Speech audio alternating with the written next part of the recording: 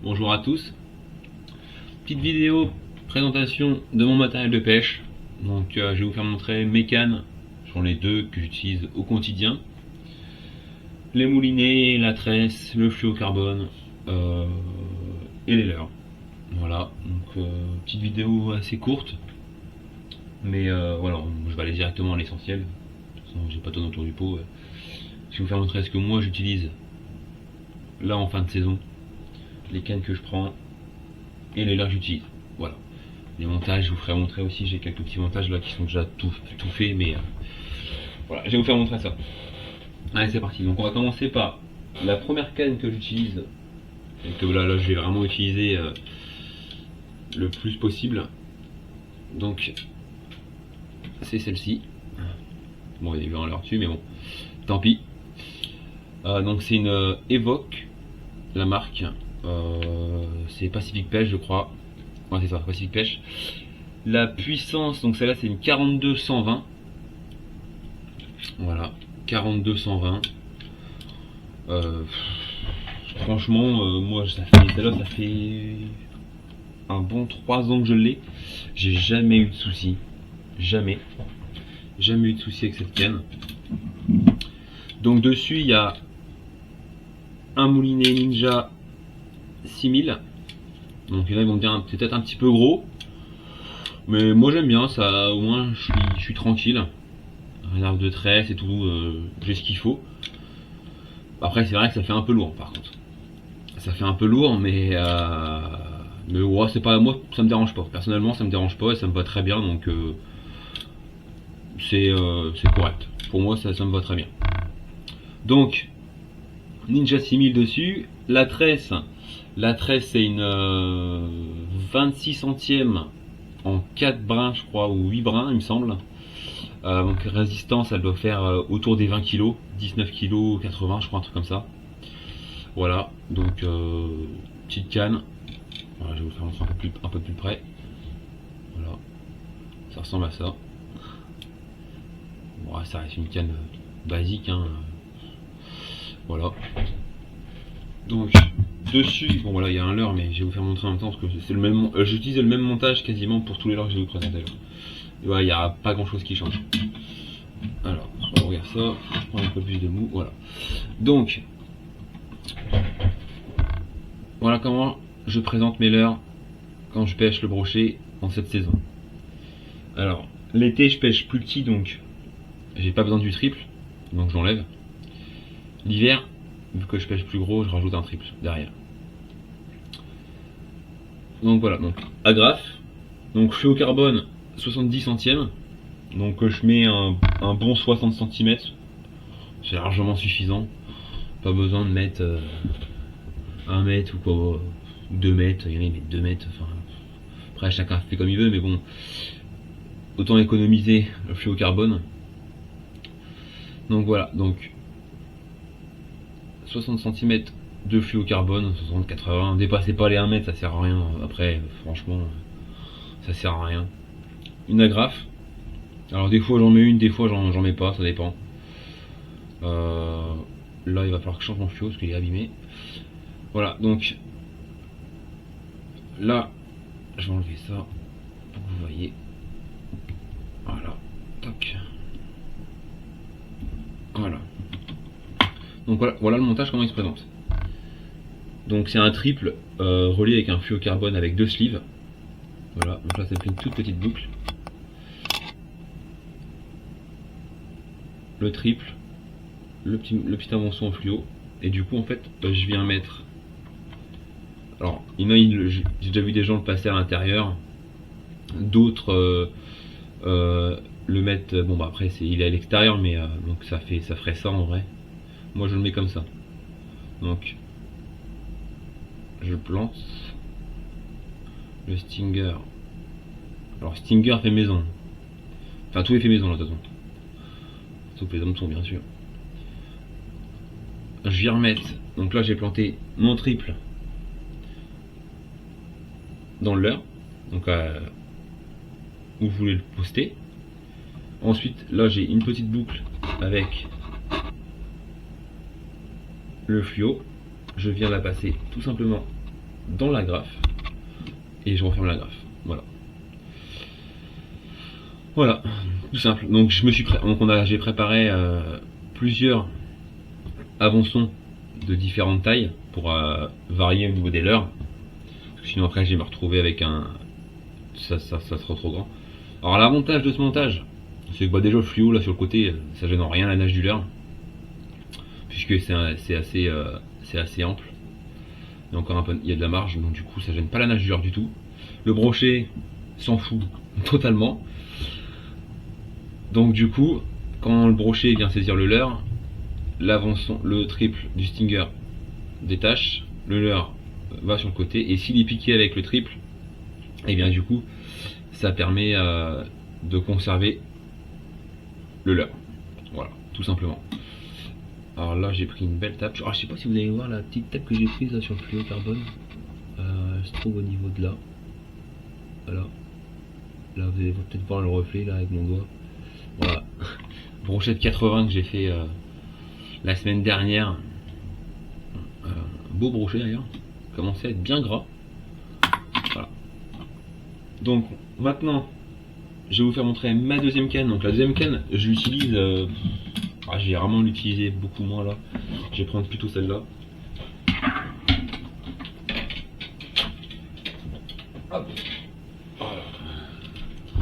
Voilà la deuxième canne. Donc cette deuxième canne, c'est une Redfish.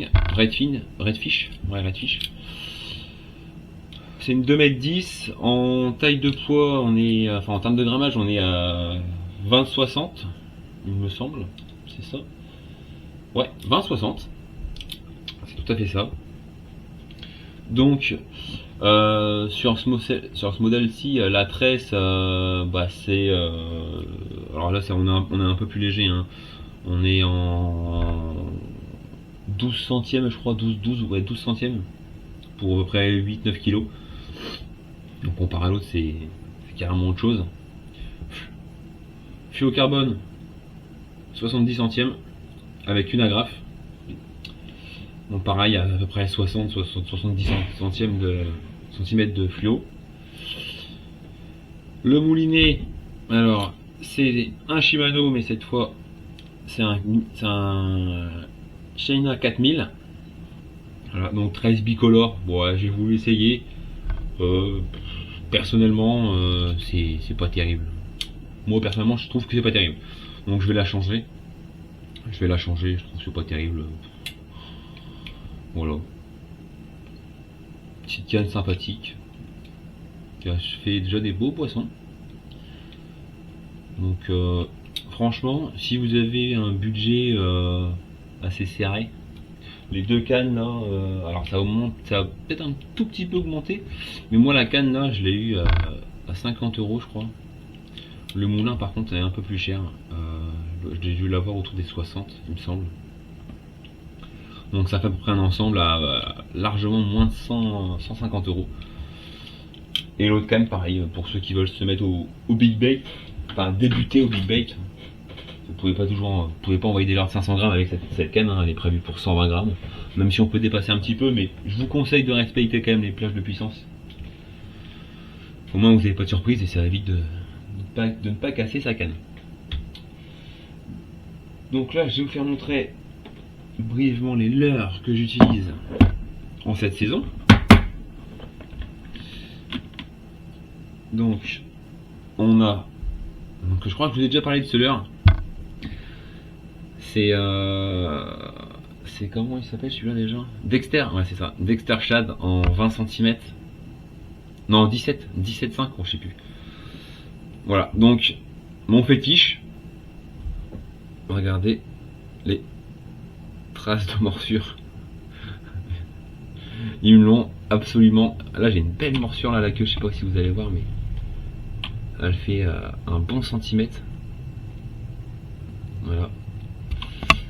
Voilà, ce leurre-ci, franchement, si vous pouvez en acheter, allez-y, hein. Franchement, ça c'est de la valeur sûre. Ils sont d'une souplesse, c'est incroyable. Et elle résiste bien, parce que là, avec les poissons que j'ai fait là sur celui-là, là j'ai deux belles entailles aussi, celles-là elles sont profondes. J'ai fait deux beaux poissons avec ça, des 80 et tout, et franchement, le leurre, est vachement résistant, mais très souple à la fois.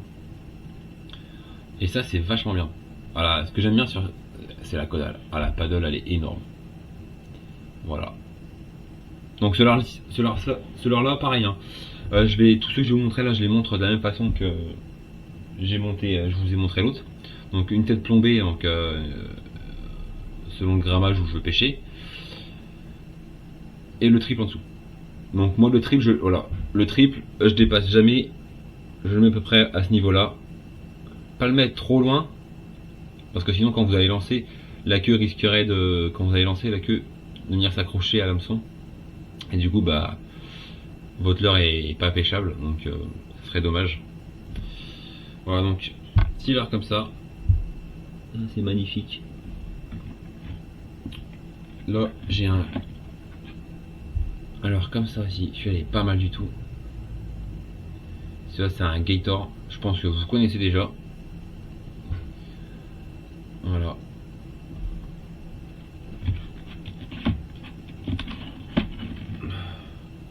C'est des leurres que j'ai eu à Pacific Pêche, qui étaient en promo, trouvé sympa, donc je les ai pris. Je les ai pas encore mis à l'eau, honnêtement. Donc je l'ai en plusieurs coloris, hein. Couleur un peu perche, la couleur un peu brochée.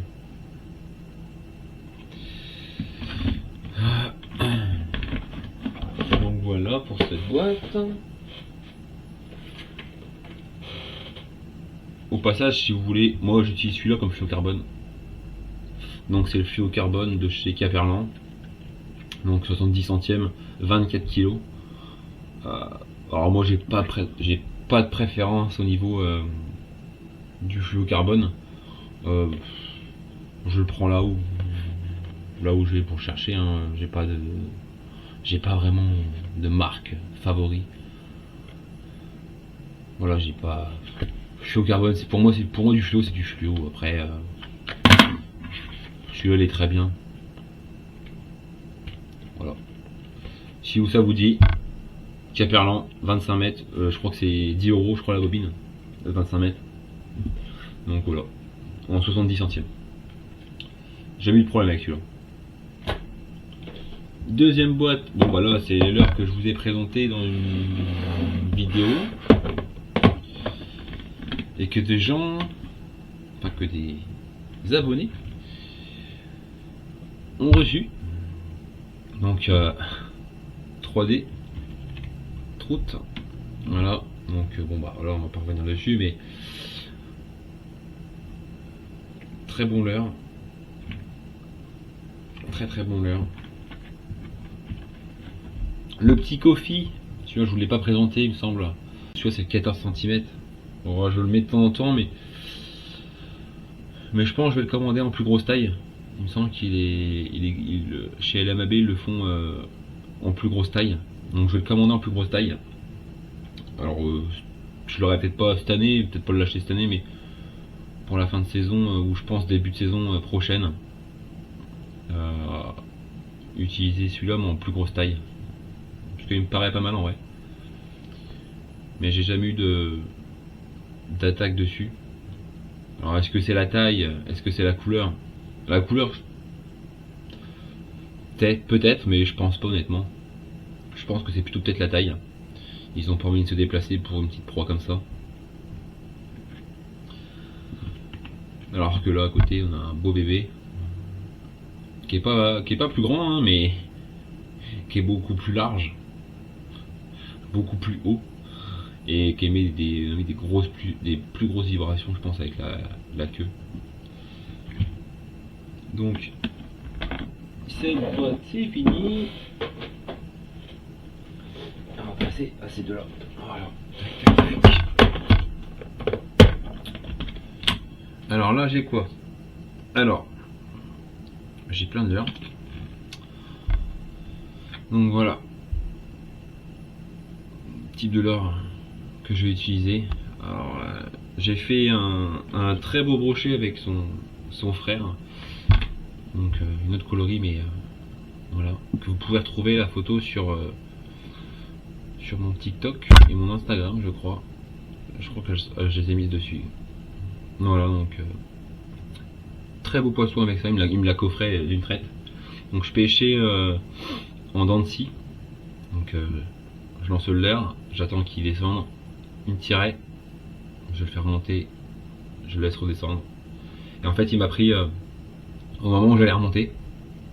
Donc une belle femelle de 82 qui m'a coffré le leurre d'une traite, hein. Elle l'a coffré, elle avait le triple dans la gueule et l'hameçon du dessus coffret. donc voilà, très belle mémère qui est repartie à l'eau, bien évidemment, c'est important, ça va être la fraye en plus. Donc voilà, donc je l'ai en plusieurs, celui-là il fait 20 cm. Le grammage je sais, je me rappelle plus du tout, je pourrais pas vous dire. Voilà, donc je l'ai en blanc avec le ventre un petit peu transparent. Voilà. Je l'ai en jaune avec la queue rouge aussi également. Voilà, 20 cm. Donc ça commence à être des belles proies, hein. Et je l'ai en une autre coloris en bleu, vert. Voilà. Voilà pour ces leurres. Donc voilà le genre de TP que je leur mets. Donc je viens mettre ma TP comme ça dedans et je viens mettre le triple juste ici en dessous à la base, comme ça ça me fait un montage un peu comme un montage divinator, mais bon, enfin un divinator mais sans la palette derrière. Voilà, l'hameçon du dessus, le triple en dessous, et voilà. Donc là c'est une tête plombée en 22 grammes. Donc celle-ci c'est mon papa qui l'a fait, il l'a fait lui-même, donc il a acheté un moule et il achète les hameçons à part. Et voilà, donc il a plusieurs moules. Donc il a forme sabot comme ça. Il a cette forme là aussi en V, en pointe, qui marche très bien d'ailleurs. Et puis bah, différents grammages, donc là c'est une 22 grammes, là j'ai la même en 16 grammes. Bon, je l'ai en 10 grammes, voilà. Donc voilà. Bon bah c'est tout pour aujourd'hui. Du coup je vais vous laisser là. N'hésitez pas à vous abonner, à liker, à partager, hein. Et puis si vous avez des questions sur comment je fais mes montages avec le Stinger que je vous ai présenté juste avant là, avec les inserts et tout ça, n'hésitez pas, je vous fais une vidéo dessus. Ça me ferait plaisir de vous faire montrer comment je fais. Et puis si vous avez d'autres questions, d'autres idées de vidéos ou d'autres choses que vous voulez savoir sur la pêche au bouchon par exemple, hein. Je pêche aussi le brochet au vif. Alors je ne pêche pas au montage classique avec le bouchon et puis le plomb, la graffe et le bas de ligne avec l'hameçon simple ou triple. Moi je le pêche au montage pater austère. Bon, je sais pas si certains d'entre vous connaissent, mais c'est un montage qui est vachement utile et que j'apprécie beaucoup, c'est l'hiver. On peut vraiment pêcher avec des bois morts sans craindre que le vif aille se planquer dans les bois ou au fond sous les herbiers ou autre. On peut régler justement la taille. Et ce qui est intéressant, c'est que le vif tourne en rond. En fait, si vous voulez, ça vous fait un émerillon à 3 branches. Donc la ligne du haut, bah, c'est le cordonnier principal avec le bouchon. Ensuite on aura en dessous le plomb. Donc en général je mets une olive près de 10-15 grammes sur un fil de 80 cm 1 mètre. Et puis bah là une agrafe avec un basine acier, un hameçon, et voilà, c'est tout. Et puis un stop flotte en haut, et la ligne elle est prête. Et on peut pêcher en plein courant, même en plein courant on peut pêcher. Et ça c'est en rivière où il y a pas mal de courant et que alors, une ligne classique on l'aurait achetée, elle descend, là non, là elle bouge pas. Donc c'est vraiment intéressant comme montage. Si ça vous dit, je vous ferai une vidéo dessus, il n'y a pas de problème. Ça me ferait plaisir de partager. Donc bah voilà les amis, c'est tout pour aujourd'hui. N'hésitez pas à poser vos questions, si vous avez des questions bien entendu. Et puis voilà. Et donc du coup, le nom du gagnant donc de la semaine dernière pour les Balam est Jack19. Donc bravo à toi mec, félicitations. Envoie-moi un message très vite pour que je puisse t'envoyer. Donc toi tu voulais le noir je crois, enfin je pense. Donc écoute, bah je t'envoie ça. Envoie-moi un petit message sur Insta et ça part chez toi directement. Et les autres, bah désolé, c'est le jeu, c'est le tirage au sort. Après vous avez beaucoup de chance, hein, parce que vous, à chaque fois vous êtes une centaine, donc ça va, ça fait une petite chance sur 100. Bon bah ça passe pas. Tant pis, ça sera pour une prochaine. Dans tous les cas, il y en aura d'autres, vous en faites pas. Il y en aura d'autres, des jeux comme ça. Donc je tiens à vous remercier déjà pour les 200, un peu plus de 200 abonnés. Ça fait très plaisir. Il y a 90% des gens qui regardent les vidéos qui s'abonnent pas encore. Donc après, à votre choix, mais si c'est un oubli, pensez-y. Ça fait très plaisir. Et puis bah moi je vous dis à bientôt pour une nouvelle vidéo. À bientôt. Ciao. Prenez soin de vous les gars.